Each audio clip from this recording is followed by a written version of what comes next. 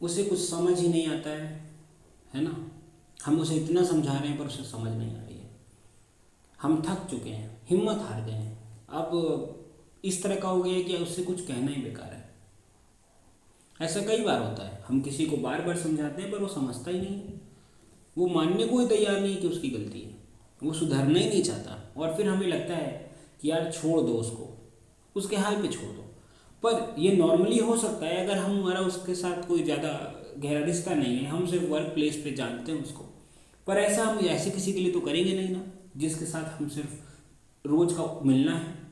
जाहिर सी बात है, अगर हम ऐसा किसी के लिए सोच रहे हैं, इतना किसी पर प्रेशर डाल रहे हैं, है ना, किसी को बचाना चाह रहे हैं किसी चीज़ से, किसी को समझाना चाह रहे हैं, तो इसका मतलब है या तो हमारा परिवार का कोई है, या तो हमारे दिल के इतना करीब है कि वो बिल्कुल हमारे एक्सटेंडेड फैमिली जैसा है, या फिर हम उससे प्यार करते हैं। क्योंकि अगर हम वहाँ पर प्यार नहीं होगा, अगर लव होगा नहीं, है ना, तो आप किसी के लिए इस तरीके से तो नहीं करेंगे। तो फिर क्या करें?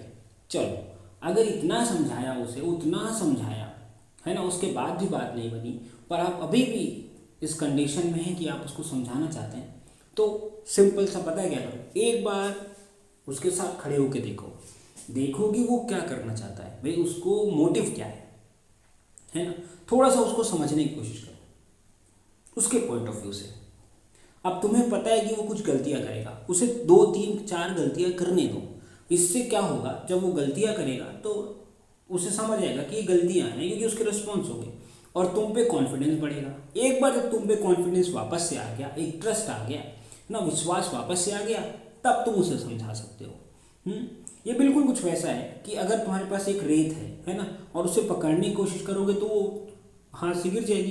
पर समझदार लोग क्या करेंगे, उस रेत में थोड़ा सा पानी मिला दो। जैसे ही तुम पानी मिलाओगे तब आप उस रेत को पकड़ सकते हो।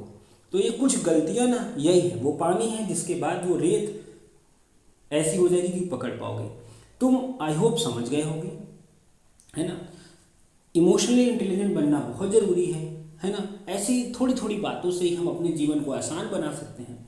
अगर तुम्हें मेरी बात अच्छी लगी है और वाहन कौन की इमोशनल इंटेलिजेंस सीरीज़ के और हिस्से भी सुनोगे तो तुम्हें और अच्छा लगेगा।